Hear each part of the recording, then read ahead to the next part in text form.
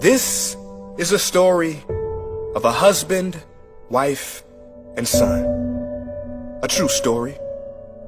The husband is a very successful businessman, very wealthy. He puts in long hours on the job, but both his wife and young son suffer from loneliness. Every night they sit at the dinner table and they cry together because they miss him. And he misses birthdays and anniversaries. Now the father is already very successful, but still doesn't have time for his wife and son. Even when he's at home, he's not truly home. He's thinking about his business meetings, his clients. He's on the phone texting and making calls.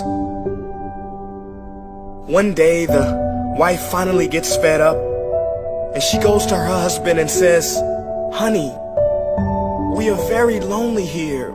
We miss you. Please, come back to us." And the husband very lovingly says, "Darling, for the time being, no one can replace me as director. They need me.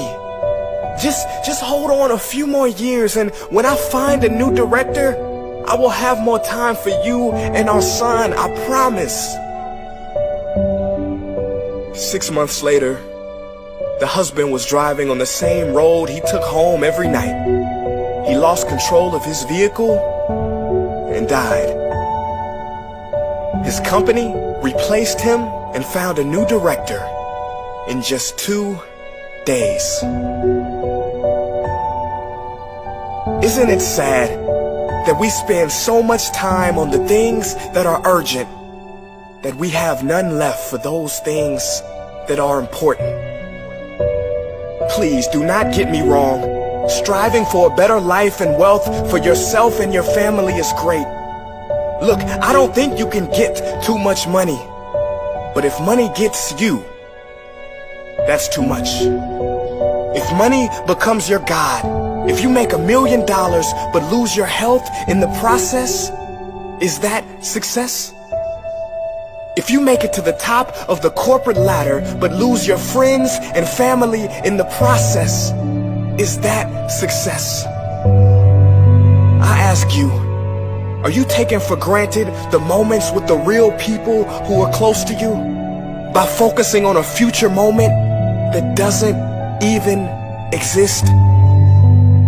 I urge you to focus on what's real and now, because this life is short.